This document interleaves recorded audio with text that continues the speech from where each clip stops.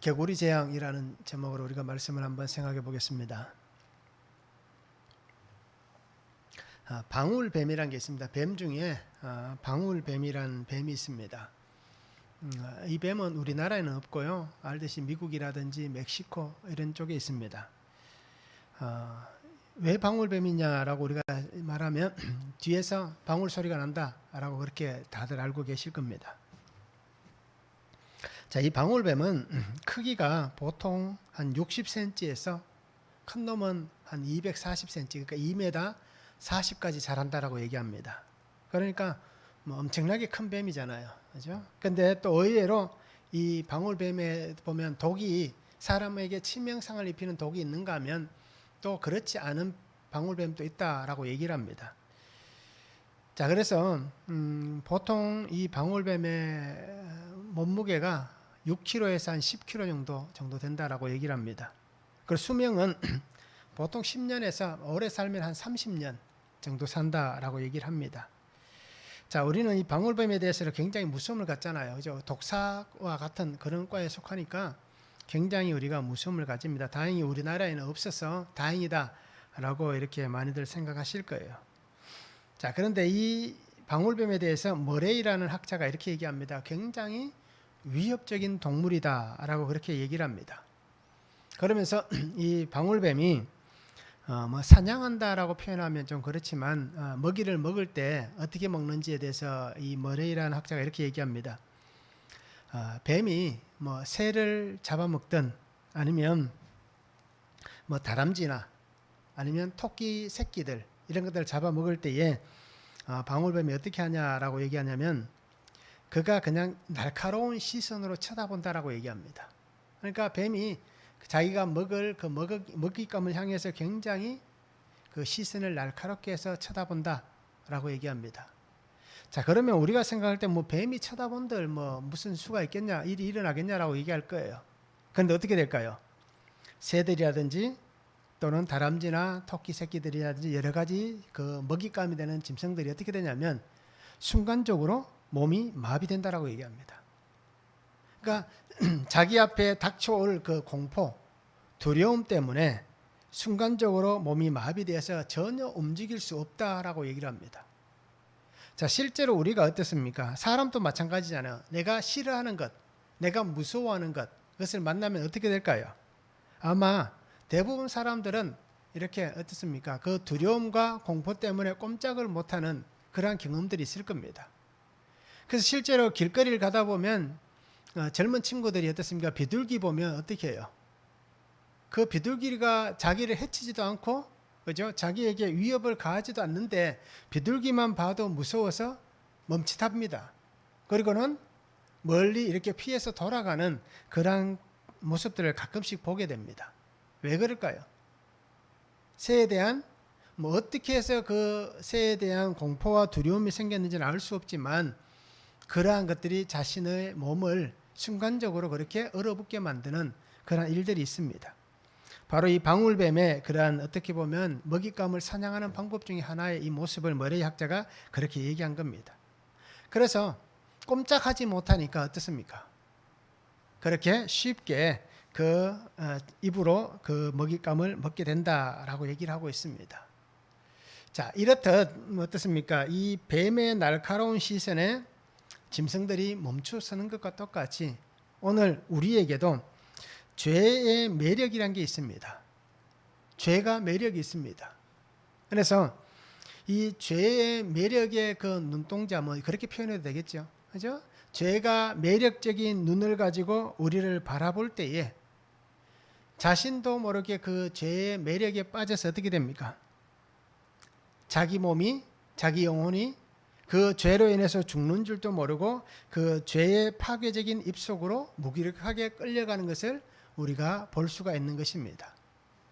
실제로 죄는 굉장히 달콤하잖아요. 유혹은 굉장히 달콤하잖아요. 그래서 우리가 가끔씩 그런 얘기를 많이 할 겁니다. 한 번 먹어본 사람은 그렇게 표현하는 게 맞나요? 한 번 먹어본 사람은 있어도 아니죠. 한 번도 안 먹어본 사람이 있어도 한 번만 먹어본 사람은 없다라는 그런 표현들을 가끔씩 하잖아요. 그러니까 음식이든 무엇이든 자기가 좋아하는 것은 처음부터 아예 그것을 가까이 하지 않았으면 전혀 문제가 되지 않지만 한번 맛을 보고 나면 어떻습니까? 그 달콤함에 굉장히 매력적으로 끌려가게 되는 것입니다. 그래서 성경에 보면 어떻습니까? 그 도살장으로 끌려가는 어린 양과 같다라고 그런 표현을 쓰잖아요. 자, 이렇듯 우리는 이 죄의 매력에 쉽게 빠져듭니다. 그러기에 오늘 우리가 살아가는 삶에서 이 죄가 우리를 삼키기 위해서 늘 우리 곁에서 우리를 유혹할 때에 우리 성도님들이 이 죄를 이길 수 있기를 바랍니다. 그죠? 그러한 죄를 이길 수 있는 분별력을 가질 수 있기를 바랍니다. 끊임없이 우리를 그죠? 넘어지게 하기 원하는 그 사단의 속임수에 넘어가지 않기를 바랍니다. 그리고 그것을 분별하고 이길 수 있는 것은 다른 것이 없습니다. 말씀으로만 그것을 분별할 수 있고 말씀으로만 그것을 이길 수가 있습니다. 예수님도 시험을 당하셨을 때 어떻게 하셨습니까? 사단도 말씀으로 시험을 했잖아요. 그런데 그 말씀으로 시험하는 사단을 이길 수 있는 방법은 뭐가 있습니까? 말씀밖에 없는 겁니다. 하나님 주신 그 은혜의 말씀, 생명의 말씀, 능력의 말씀만이 그 시험을 이겨낼 수가 있습니다. 그리고 오늘 우리가 말씀으로 승리하는 그런 삶을 살아서 죄의 매력적인 눈에 우리가 빠져들거나 또 그 속에 휩쓸려가는 일들이 일어나지 않았으면 참 좋겠습니다. 말씀을 한번 보시기 바랍니다. 애굽 땅에 두 번째 재앙인 개구리 심판이 임합니다. 첫 번째는 나일강이 피로 변하는 사건이었잖아요. 자, 온 땅에 개구리가 올라와 덮일 것이다 라고 얘기를 합니다. 그러면서 어떻습니까? 실제로 이 애굽 땅에 온 땅에 개구리가 가득한 정말 어떻게 보면 헤아릴 수도 없을 만큼 많은 개구리가 있는 것을 보게 됩니다. 자, 그래서 바로가 뭐라고 얘기합니까? 개구리를 떠나게 하면 이 백성을 내가 내보내주겠다라고 얘기를 합니다. 그런데 오늘 성경에 보니까 바로가 숨 쉴 수 있게 되니 다시금 완악해졌다라고 그렇게 말씀을 합니다. 자, 개구리 재앙 첫 번째 보면 개구리로 심판하시는 하나님입니다. 1절에서 7절입니다. 여호와께서 모세에게 이르시되 너는 바로에게 가서 그에게 이르기를 여호와의 말씀에 내 백성을 보내라. 그들이 나를 섬길 것이니라. 내가 만일 보내기를 거절하면 내가 개구리로 너희 온 땅을 치리라. 개구리가 나일강에서 무수히 생기고 올라와서 내 궁과 내 침실과 내 침상위와 내 신하의 집과 내 백성과 내 화덕과 내 떡반죽 그릇에 들어갈 것이며 개구리가 너와 내 백성과 내 모든 신하에게 기어오르리라 하셨다 하라. 여호와께서 모세에게 이르시되 아론에게 명령하기를 내 지팡이를 잡고 내 팔을 강돌과 운하들과 못 위에 펴서 개구리들이 애굽 땅에 올라오게 하라 할지니라. 아론이 애굽 물들 위에 그의 손을 내밀매 개구리가 올라와서 애굽 땅에 덮이니 요수사들도 자기 요술대로 그와 같이 행하여 개구리가 애굽 땅에 올라오게 하였더라라고 말씀합니다. 하나님 모세에게 분명히 말씀합니다. 바로에게 가서 내 백성을 보내라라고 말씀합니다. 그들이 나를 섬길 것이다 라고 그렇게 말씀을 하고 있습니다. 그러면서 한 가지 하나님께서 말씀하는 것은 만약에 보내기를 거절하면 내가 개구리로 온 땅에 덮이게 하겠다. 이 애굽 땅을 내가 개구리로 심판하겠다라고 말씀합니다. 자, 개구리는 우리가 알듯이 이 애굽 신들 중에 하나입니다. 자, 나일강도 신이라고 얘기했잖아요. 그렇듯 이 개구리도 신입니다. 그래서 애굽 종교에서 개구리는 다산, 그죠? 다산의 능력과 신적 생명력을 가지고 있다라고 얘기했습니다. 그러니까 개구리가 자신들에게 신이 되어서 다산, 굉장히 풍요로움을 줄 것이다 라고 그렇게 여긴 것입니다. 자, 개구리는 애굽의 술사들, 그러니까 마술을 행한 사람들이죠. 이 술사들이 점을 칠 때에도 사용했다라고 얘기합니다. 개구리로 점을 쳤다라고 얘기합니다. 또 개구리는 숭배의 대상이라고 말씀을 드렸잖아요. 자, 이 애굽은 수도가 우리가 알도 카이로, 지금은 카이로잖아요. 그런데 고대 애굽의 수도는 테베였습니다. 그러니까 지금의 우리가 알고 있는 이 출애굽 이 시대의 수도보다는 조금 더 남쪽에 있는 지역이었습니다. 그래서 이 테베가 고대 수도였습니다. 그런데 이 고대 수도였던 테베에서는 사람들이 죽고 나면 장례식을 치르잖아요. 그러면 장례식을 치르면서 그 무덤 곁에다가 개구리로 미라를 만들어서 장식을 했다라고 얘기합니다. 그리고 개구리를 가지고 기념비를 세우기도 하고 또는 조각품을 만들기도 했다라고 얘기합니다. 개구리 형상을 새겼다라고 그렇게 말들을 합니다. 그리고 또 신호의 상징이 있다라고 말씀을 드렸듯이 헤케트라고 우리가 이렇게 불러도 상관없습니다. 헤카라 불러도 되고 헤케트라고 불러도 상관없습니다. 이것은 개구리 머리를 달고 있는 여자 신을 얘기합니다. 그러니까 여자의 몸을 가진 신이 개구리의 머리를 달고 있다라고 얘기합니다. 자, 이 신은 헤카라고 얘기합니다. 자, 이 여신은 이 애굽의 또 다른 신인 크놈 신의 아내다라고 얘기합니다. 그래서 이 헤카라는 여신이 하는 주관하는 것은 뭐냐면 홍수, 그러니까 나일강의 홍수를 일으킨다든지 또 이 홍수가 일어나는 모든 것에 관여한다라고 해서 이 헤카, 이 개구리 머리를 가지고 있는 여신을 그렇게 어떻게 보면 개구리와 똑같은 그 신으로 인정을 하는 겁니다. 그래서 이 애굽 사람들에게 있어서는 어떻습니까? 굉장히 개구리가 어떻게 보면 자신들에게 신앙적 대상, 숭배의 대상이었습니다. 그런데 하나님께서 어떻게 하십니까? 10가지 재앙을 다 보면 아시지만 모든 것이 다 애굽의 신들이었습니다. 그 신들을 하나님께서 심판하시는 겁니다. 그래서 하나님은 그들의 숭배의 대상이 개구리, 자신들에게 다산과 풍요를 준다라고 얘기했던 이 개구리 신, 이 신을 하나님은 개구리를 사용해서 그 백성의 무지함과 그 백성의 어리석음을 심판하는 것이고, 또 나아가면 어떻습니까? 이 바로의 완악함, 이 완강함을 하나님께서 심판하시는 것입니다. 그러면서 봐라, 이 개구리는 그냥 하나의 동물에 불과하다라는 것을 얘기합니다. 신이 아니다라는 것을 얘기합니다. 그러면서 하나님께서 말씀하신 것은 무엇이겠습니까? 개구리가 다산과 풍요를 주고 어떻습니까? 이 나일강의 범람에서 풍요를 안겨주는 그러한 신이 아니라 하나님이 만드신 그냥 피조물에 불과하다, 하나의 작품에 불과하다는 겁니다. 그러면서 이 땅의 모든 번영과 풍요와 그런 다산을 주는 것은 그 개구리가 주는 게 아니라 하나님께서 주시는 것이다. 창조주이신 하나님께서 이 모든 것을 하시는 것이다 라고 하나님께서 보여주시고, 그리고 신은 오직 여호와밖에 없다라는 것을 보여주시는 하나님의 모습입니다. 그러면서 지금까지 본 적 없는 개구리의 번식의 모습을 보여줍니다. 자, 이 애굽 땅이 어마하게 큰 땅입니다. 그런데 그 땅을 다 덮을 만큼 엄청난 수의 이 개구리가 올라온다는 것은 우리가 쉽게 상상할 수 없습니다. 실제로 개구리가 번식력이 굉장히 강합니다. 그런데도 여기에서 보여주는 이 모습은 초자연적인 하나님의 역사다라고 그렇게 해석을 하고 있습니다. 자연적으로 일어나서 번식한 개구리의 모습이 아니라 하나님께서 초자연적인 그 역사를 보여주시고 있다라는 것입니다. 그러면서 숭배의 대상이 개구리지만 그 개구리가 자신들의 삶의 환경을 지배하고 있다면 과연 그 개구리를 숭배할 수 있겠느냐? 그 개구리를 좋게 여기고 아름답게 보았다면 과연 자신들의 환경을 지배하는, 그죠? 고통을 주는 그 개구리를 통해서 정말 기분 좋게 아름답게 여길 만한 사람이 있겠냐라는 것을 우리가 분명히 인식해 봐야 될 것입니다. 개구리가 나타나는 것은 어떻게 보면 굉장히 끔찍한 일입니다. 아마 생각해 보시기 바랍니다. 이 교회 안에, 그죠? 개구리가 가득 차 있다고 한번 생각해 보시기 바랍니다. 아마 다들 징그러워서 다 도망가실 거예요. 그죠? 그 개구리가 오늘 성경에 보면 어떻습니까? 사람이 있는 곳은 어느 곳이든 다 있다고 얘기합니다. 그죠? 그 밥을 만드는 그 불 속에도, 심지어는 그 밥그릇 속에도 개구리가 있다고 한번 생각해 보시기 바랍니다. 아마 치가 떨릴 거예요. 그런데 여기에서 나오는 개구리는 일반적인 개구리가 아니다라고 얘기합니다.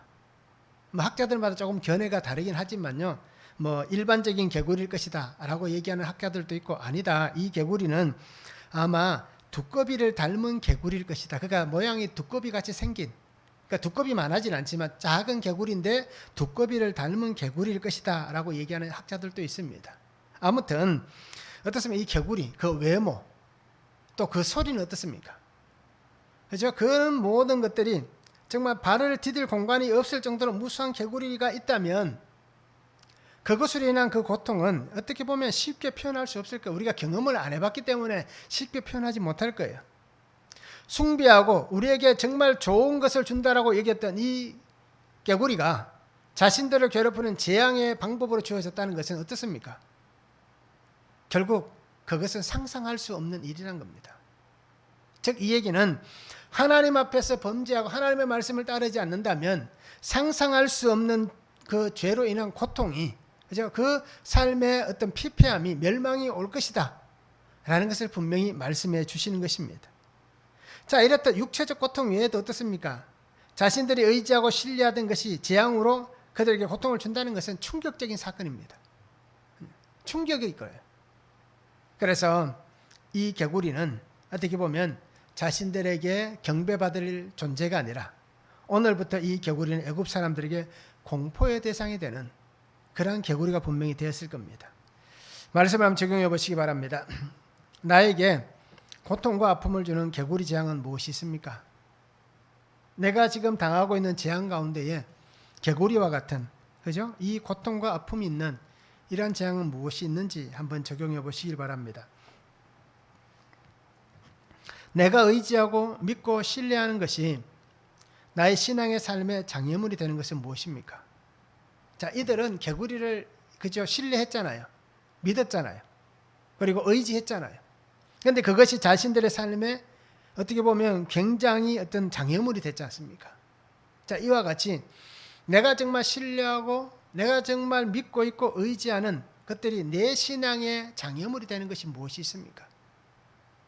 내가 믿고 있는 자녀가 혹시 내 신앙의 장애물은 되지 않습니까? 내 건강이, 아니면 내가 가지고 있는 어떤 지식이, 아니면 내가 속해 있는 환경이, 아니면 내가 가지고 있는 여러 가지의 물질들이, 그렇죠? 이 모든 것들이 내 신앙의 장애물이 되는, 방해물이 되는 것들은 무엇이 있는지 한번 우리가 적용해 보시기를 바랍니다. 단적으로 그렇게 말씀을 드린 겁니다.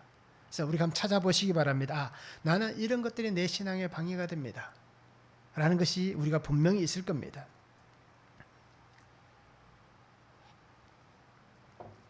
두 번째는 떠나게 하면 보내겠다라고 얘기합니다. 8절에서 11절입니다. 바로가 모세와 아론을 불러 이르되 여호와께 구하여 나와 내 백성에게서 개구리를 떠나게 하라. 내가 이 백성을 보내리니 그들이 여호와께 제사를 드릴 것이니라. 모세가 바로에게 이르되 내가 왕과 왕의 신하와 왕의 백성을 위하여 이 개구리를 왕과 왕궁에서 끊어 나일강에만 있도록 언제 강구하는 것이 좋을는지 내게 분부하소서. 그가 이르되 내일이니라. 모세가 이르되 왕의 말씀대로 하여 왕에게 우리 하나님 여호와와 같은 이가 없는 줄을 알게 하리니 개구리가 왕과 왕궁과 왕의 신하와 왕의 백성을 떠나서 나일강에만 있으리이다 라고 말씀합니다. 자, 바로는 자신들이 어떻게 할 수 없는 그 환경 속에서 자기가 할 수 있는 것은 모세와 아론을 부르는 것밖에 없습니다. 자, 출애굽기 5장 2절에 보면 바로가 이렇게 얘기했습니다. 여호와가 누구이기에 내가 그의 목소리를 듣고 이스라엘을 보내겠느냐?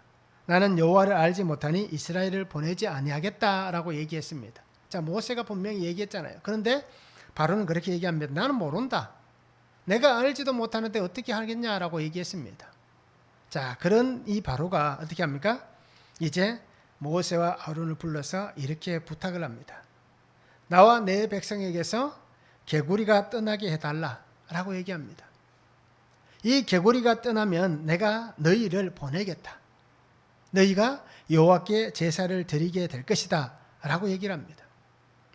자, 자신이 경험한, 어떻게 보면 나일강이 모든 물이 피가 되는 그 재앙 앞에서는 어떻게 보면 자기의 피부로 그렇게 와닿지는 않았을 거예요. 그렇잖아요.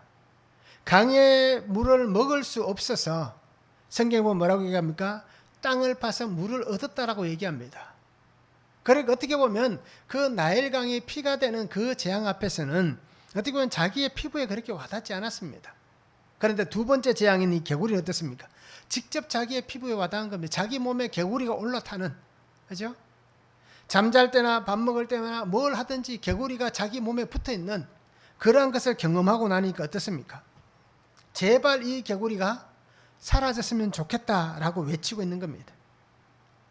우리가 더 이상 이 개구리로 인해서 고통을 받지 않았으면 좋겠다라고 그렇게 부르짖고 있습니다.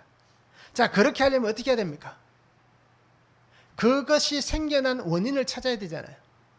그런데 이 바로는 그 원인을 누구에게서 찾습니까? 자기에게서 원인을 찾아내는 게 아니라 모세와 아론에게서 그 원인을 찾는 겁니다.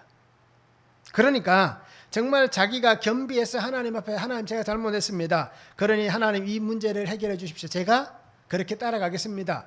라고 하는 것이 그 문제의 시작인데 그것이 해결책인데 바로는 모세를 찾습니다. 그러면서 뭐라고 얘기합니까? 하나님께 기도해달라. 그리고는 이 개구리 떼를 없애달라라고 간청을 합니다. 자, 이 바로는 자신에게 있는 것이 자기의 문제가 아니라 다른 사람에게 있는 문제라고 여기는 겁니다. 오늘 우리도 마찬가지입니다. 어떤 사건이 생기면 자기 때문에 일어난 사건임에도 불구하고 우리는 어떻게 합니까? 떠넘기기를 잘하는 사람들입니다. 그래서 무엇이든지 떠넘기는 삶을 살아갑니다. 그러기에 오늘 우리가 분명히 잘 보시기를 바랍니다. 자, 바로는 모세와 아론을 불러서 이렇게 얘기합니다. 하나의 조건을 제시합니다. 개구리만 없어진다면, 그죠? 개구리만 없어진다면 내가 백성을 보내겠다라고 얘기합니다. 그런데 그 약속은 지켜질까요? 지켜지지 않을까요? 아직 8가지 재앙이 남아있잖아요. 그러니까 지킬 것은 만무합니다. 자, 여전히 지켜지지 않는 약속을 이 바로는 합니다. 왜요? 그 개구리로 인하여 생겨난 잠시의 고통을 면하기 위해서 그냥 내뱉는 거짓된 공허한 거짓말에 불과한 것입니다. 자, 그것을 모세도 잘 알고 있습니다. 왜? 이미 하나님께서 그렇게 말씀하셨기 때문에 알고 있습니다. 하나님은 더 정확하시잖아요. 그런데 모세는 뭐라고 얘기합니까? 그러면 내가 언제 이 개구리가 사라지게 하는 것이 좋겠습니까? 라고 바로에게 묻습니다. 그때 바로는 뭐라고 얘기합니까? 내일 이 개구리가 다 없어졌으면 좋겠다 라고 얘기를 하고 있습니다.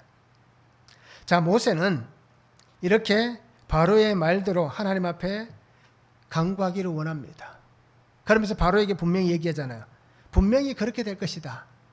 그리고는 하나님 밖에, 그죠? 하나님 외에는 이런 분이 없을 것이다. 이 세상에 하나님과 같은 신은 없다. 그것을 알게 하기 위해서 하나님이 그렇게 행하실 것이다. 라고 분명히 말씀하고 있는 것입니다. 자, 개구리가 어떻게 보면 자연스럽게 사라질 수도 있습니다. 그래서 하나님께서 그래 없애줄게 말씀하시면 이 개구리가 그냥 스물스물 사라질 수 있습니다. 그런데 왜 하나님께서 바로가 시간을 정하게 했을까요? 이유가 분명히 있습니다. 모세가 분명히 질문한 의도가 있는 겁니다. 그냥 그것이 사라져버린다면 하나님의 심판이다라고 생각하지 않는 겁니다. 그렇죠? 그냥 우연히 자연적으로 이런 일이 일어났을 뿐이다. 그것을 모세가 이용해서 나에게 어떻게 보면 악하게 행동했다라고 여기는 겁니다. 그런데 하나님께서 모세를 통해서 그렇게 말씀하신 이유는 자신이 시간을 정하게 하고 자기가 원하는 그때에 하나님께서 그 원함을 들어주는 그 일을 통하여서 시작과 끝이 하나님에게 있다라는 것을 보여주기 위한 하나님의 방법입니다. 그리고 세상의 모든 것을 주관하시는 분은, 세상의 모든 것을 다스리시는 분은 하나님 밖에 없다라는 것을 밝히 드러내기 원하시는 하나님의 뜻입니다. 그래서 재앙을 행하시는 분도 하나님이시고 이 재앙을 끝내시고 멈추어 가시고 사라지게 하시는 분도 하나님이시다라는 것을 분명히 보여주시는 것입니다. 이렇듯 모세가 그렇게 말을 전하는 것도 하나님을 향한 확고한 믿음이 있는 것이고 또 하나님께서 그렇게 행하실 것이다 라는 것에 대한 기대가 있는 겁니다. 하나님께 구하였는데 하나님이 응답이 없다면 그죠? 모세는 그냥 허울 좋은 그냥 어떻게 보면 속임이나 얘기하고 가짜나 드러내고 있는 그러한 사람에 불과할 것입니다. 그런데 하나님은 어떻게 하셨습니까?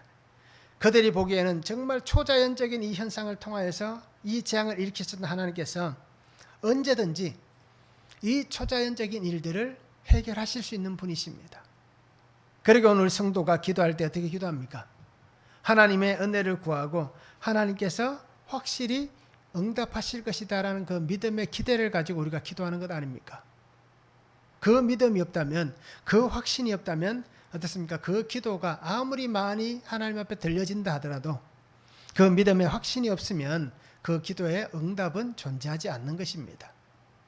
그것을 우리가 분명히 알 겁니다. 자신도 믿지 못하면서 기도하는 것을, 그죠? 믿음 없이 기도하는 그 기도를 하나님께서 과연 응답해 주시겠는가라는 것입니다. 그리고 오늘 우리가 이렇게 모세와 같이 확실함을 가지고 기도할 수 있기도 원하고, 또 하나님 앞에서 하나님의 때에 정확하게 역사하실 그 은혜를 기대하며 기도할 수 있는 삶이 되면 참 좋겠습니다. 그래서 하나님께서는 이 재앙을 통해서 분명히 하나님의 목적이 있다라고 말씀하셨습니다. 출애굽기 7장 5절입니다. 내가 내 손을 애굽 위에 펴서 이스라엘 자손을 그 땅에서 인도하여 낼 때에 애굽 사람이 나를 여호와인 줄 알리라. 그러니까 이렇게 재앙들을 계속해서 만들어 가신 이유가, 목적이, 하나님께서 그것을 행하시기 원하시는 목적이 분명히 있는 겁니다. 이 땅이 하나님을 알게 하는 것, 그죠? 이 백성이 하나님의 백성이라는 것을 보여주는 것, 또 그것을 통해서 그들 또한 하나님께로 돌아오기를 원하시는 하나님의 목적이 분명히 있음을 보여주고 있습니다. 그리고 오늘 우리 또한 하나님 앞에서 이렇게 믿음으로 살아갔으면 좋겠습니다. 바로는 조건을 제시합니다. 떠나게 하면 보내겠다라고 조건을 제시하지만 오늘 우리는 어떻게 해야 됩니까? 하나님께서 만들어 가시는 그 모든 것에 조건을 제시하는 것이 아니라 그냥 하나님 앞에 순종하며 가면 되는 것입니다. 광고에 그런 카피가 있잖아요. 묻지도 따지지도 않는다. 그런 카피가 있잖아요.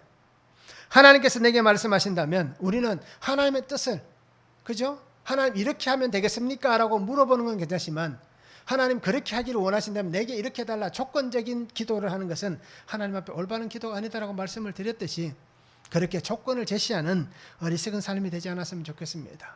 그래서 온전히 순종하며 가는 삶이 되기를 원합니다. 말씀 한번 적용해 보시기 바랍니다. 내가 기도로 돕고 하나님의 말씀으로 세워가야 할 그 사람에게 지금 나는 어떻게 보여지고 있습니까? 나는 어떻게 보여지고 있습니까? 바로에게 모세는 어떻게 보여졌을까요? 이것을 우리가 한번 생각한다면, 나는 정말 하나님께서 나를 통해서 어떻습니까? 도와주기를, 기도로 돕기를 원하고, 또 하나님의 말씀으로 그 사람을 구원하기를 원하고, 그 사람을 하나님의 자녀로 세워가기를 원하시는 그 사람이 분명히 있습니다. 그 사람에게 나는 어떻게 보여지고 있는가라는 겁니다. 이게 참 심각한 문제가 될 수 있습니다.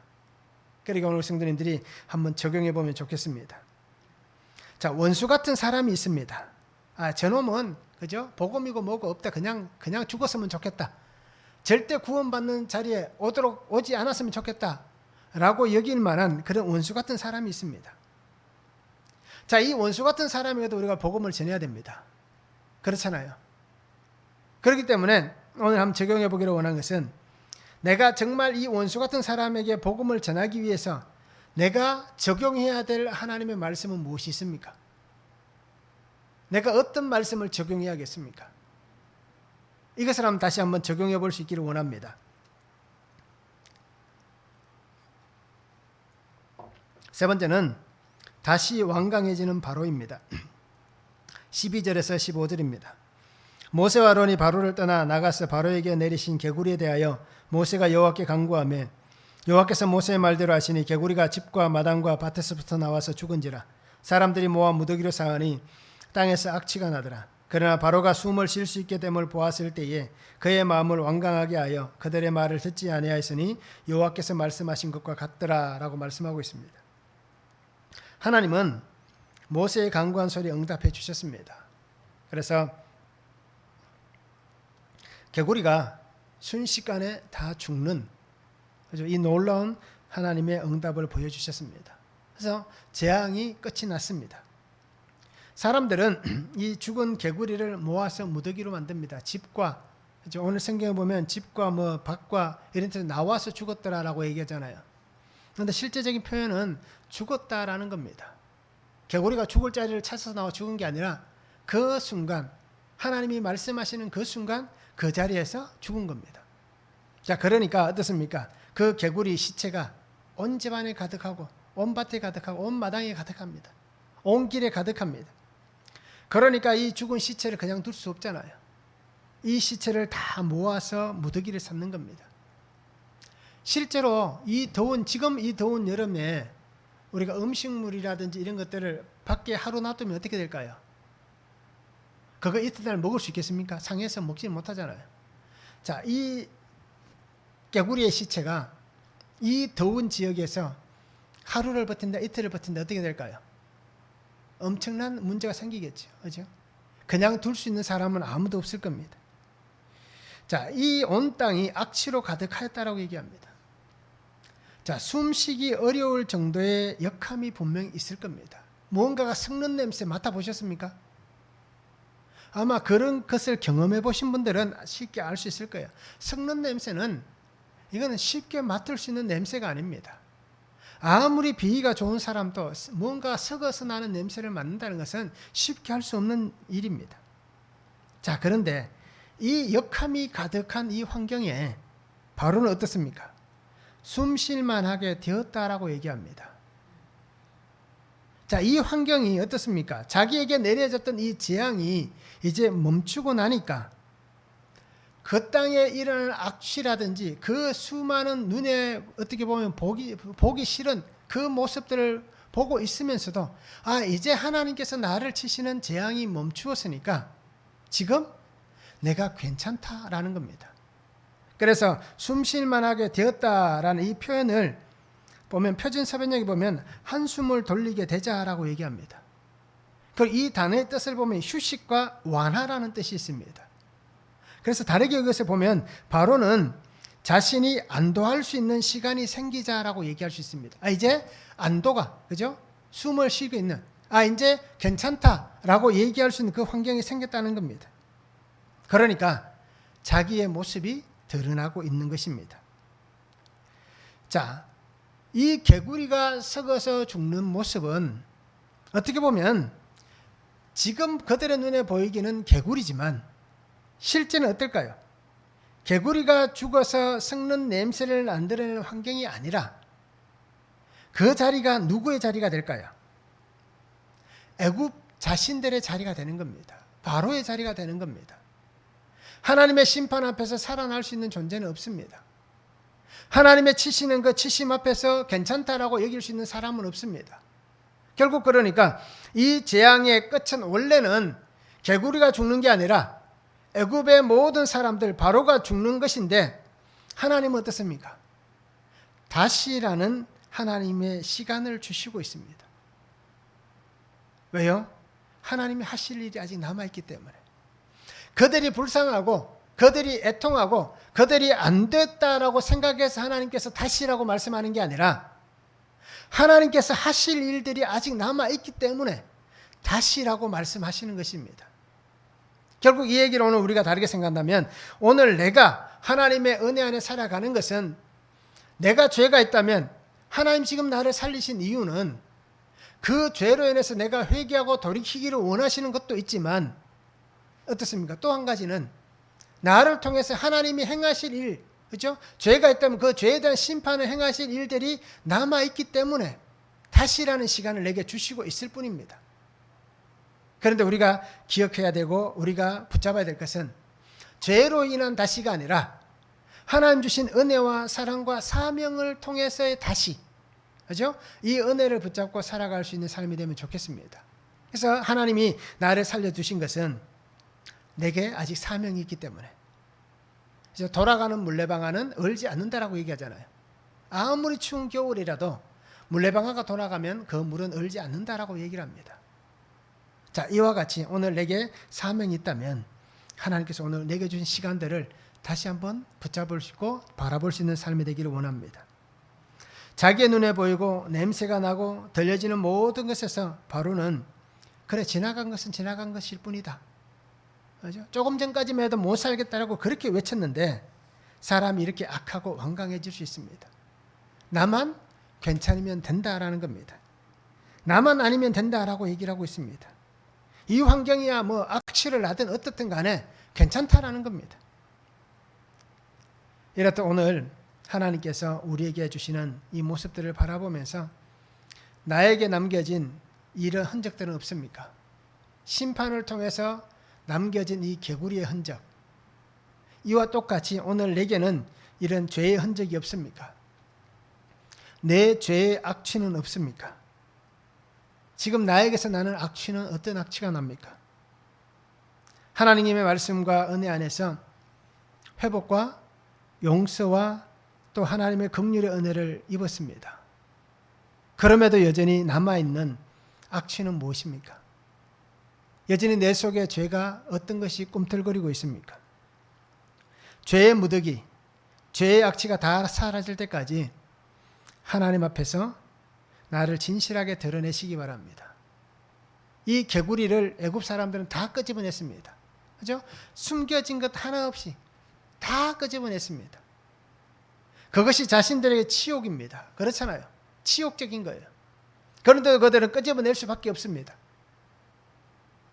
이와 같이 오늘 우리가 내가 살기 위해서, 내가 진실되게 하나님 앞에서 살아가기 위해서 말씀으로 씻어내야 되고 말씀으로 정결케 해야 될 나의 삶을 위해서 끄집어내야 될 죄를 다 끄집어내시기 바랍니다. 그 악취를 다 끄집어내시기 바랍니다. 이것을 끄집어내야만 우리가 씻음과 용서의 은혜를 분명히 받을 수가 있습니다. 공동체 앞에서 사람들에게 보여지는 것이 부끄러울 수도 있습니다. 어떻게 보면 굉장히 나만의 어떻게 보면 굉장히 부끄러운 과거잖아요. 또 현재일 수도 있고. 그러기에 사람들이 그것을 보면서 어떻게 생각할까라고 염려하고 걱정하고 근심하면 우리가 전혀 그것을 얘기할 수 없습니다. 그래서 오늘날 교회에 수많은 사람들이 함께 나와 예배하고 하나님 앞에 있지만 그러나 그 속에 죄를 여전히 품고 나와 있습니다. 여전히 악함을 가득 가지고 있습니다. 심지어는 어떻습니까? 교회 와서 예배드리고 은혜 받고 나가면서 교회 문을 여는 순간 시험에 빠지고 죄에 빠져서 싸우고 욕하고 막 비난하고 이런 일들도 뭐 비일비재하게 일어나잖아요. 금방 은혜 받았던 사람이 금방 돌아서서 악을 행합니다. 이것이 오늘 우리의 실체입니다. 왜요? 우리 속에 죄와 악이 여전히 꿈틀거리고 자리를 잡고 있기 때문에. 이것을 우리가 끊어내기 원한다면 내 안에서 이것을 두면 해결이 안 되는 겁니다. 그럼 어디로 끄집어내야겠습니까? 주님의 십자가 앞으로 다 끄집어내야 되는 겁니다. 하나님의 말씀 앞으로 다 끄집어내야 됩니다. 애굽 사람들이 그 개구리를 다 끄집어내서 한 곳에 모았던 것 같이 하나님이라는 은혜의 자리로 이 모든 죄들을 다 끄집어내서 모아놓아야 되는 겁니다. 그래야 하나님 앞에서 우리의 죄가 씻음을 받을 수 있습니다. 수치가 있고 부끄러움이 있고 어떻습니까? 그것으로 인해서 내가 어떻게 보면 비난과 손가락질을 당할 수도 있겠지만 그러나 그것이 하나님이 나를 사용하시는 약재료가 될 수 있습니다. 그래서 나와 똑같은 죄를 짓고 죽어가는 한 사람을 나도 그런 죄를 지었는데 하나님께서 나를 이렇게 건지셨다, 구원하셨다 라고 나를 보이면서 그를 구원할 수 있는 하나님이 사용하시는 귀한 도구가 될 수 있는 겁니다. 그리고 오늘 성도님들이 말씀 앞에서 정말 아름다운 향기가 나는 살아 역사하시는 하나님의 말씀이 있는 그런 귀한 성도가 되면 좋겠습니다. 평생을 교회를 다니고 예수를 믿었는데 여전히 그 악취 때문에 누구도 가까이 할 수 없는 사람으로 죽어서 결국 그 죄의 악취 때문에 하나님께서 끊어짐을 당하는 인생이 아니라, 그죠? 이 땅에 살아가면서 비록 부끄러움을 당할 수 있겠지만 이 모든 것을 다 드러내서 말씀 앞에서 아름다운 향기가 나는 말씀의 은혜가 있는 귀한 생명력으로 살아가는 성도가 되어서 하나님의 그 품 안에 아름답게 안길 수 있는 그런 삶이 되면 참 좋겠습니다. 말씀을 적용해 보시기 바랍니다. 죄의 여전함으로 나는 악취는 무엇이 있습니까? 내가 풍기는 악취는 무엇이 있는지 우리가 적용해 보면 좋겠습니다. 하나님께서 내게 원하시는 목적을 따라 살아가고 있습니까? 아니면 내가 원하는 것만 쫓아서 살아가고 있습니까? 어떻습니까? 나의 삶은 어떻습니까? 하나님의 원하심을 따라 사는 삶입니까? 내가 원하는 것을 따라 살아가는 삶입니까? 우리가 말씀을 통해서 적용해 보시고 만약에 내 삶이 잘못된 방향으로 가고 있다면 말씀으로 그 방향을 바르게 돌리시기 바랍니다. 하나님의 말씀을 들을 수 있는 귀와 마음이 있어야 됩니다. 그래서 오늘 우리가 말씀을 읽고 말씀을 들을 때에 이 말씀이 하나님의 말씀이다 라는 것이 들려져야 됩니다. 그래야만 주님을 만나게 되고 그 말씀이 들려져야만 말씀대로 순종할 수 있고 그 말씀이 들려져야만 말씀대로 내가 살아갈 수가 있는 겁니다. 내가 말씀대로 산다라고 얘기하면서 말씀이 들리지 않고 말씀에 순종하지 않는다면 그 사람이 말씀대로 살고 있다라고 얘기할 수가 없는 겁니다. 그리고 오늘 우리 성도님들이 주의 음성이 들리도록 말씀이 들려지도록 기도하시기 바랍니다. 하나님, 내게 주의 말씀이 들리는 구속사의 예수님의 그 은혜가 들려지는 그 십자가의 긍휼의 은혜가 들려지는 그 예수님을 만나는 그 말씀이 들려지게 해달라고 기도하시기 바랍니다. 그 말씀이 들려지는 순간 나의 죄가 드러나게 될 겁니다. 내가 이런 인간입니다 라고 자신을 솔직하게 드러낼 수밖에 없는 그 일이 말씀이 들려지는 그 순간 일어나게 되는 겁니다. 그리고 오늘 우리가 내가 살아가는 삶의 모든 삶의 목적이 정말 하나님 은혜 안에 살아가는 삶이 되기를 원합니다. 내게 남아있는 죄의 흔적들, 죄의 찌꺼기들, 이 모든 상처의 흔적들을 말씀으로 깨끗하게 완전하게 제거할 수 있기를 원합니다. 그래서 남아있어 악취를 내고 또다시 말씀으로 돌아가는 그 삶을 방해하는 이 죄의 악순환을 오늘 우리가 끊어냈으면 참 좋겠습니다. 그래서 오늘 숨 쉴 수 있게 되니 다시 죄를 범하는 인생이 되지 말고, 그죠?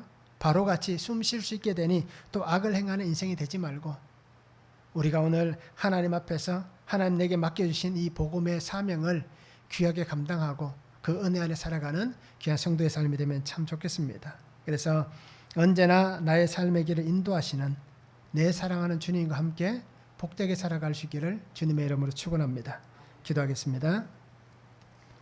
사랑의 아버지 하나님 감사합니다. 오늘도 주신 말씀을 바라봅니다. 주의 은혜 안에 살아가게 하시고 주의 능력 안에 살아가게 하심에 감사를 드립니다.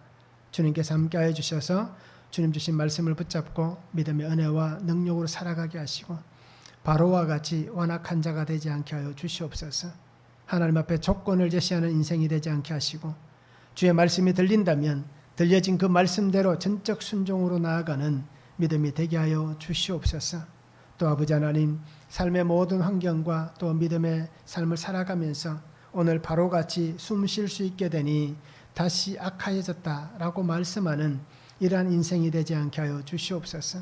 아버지 하나님, 범죄의 자리에 있지 않게 하시고 또다시 그 자리로 돌아가는 어리석은 자가 되지 않게 하시고 또다시 죄를 반복하는 미련하고 추악한 인생이 되지 않도록 주님께서 다스려 주시고 말씀으로 역사하여 주시고 오직 하나님의 손으로 나를 붙잡아 주시옵소서.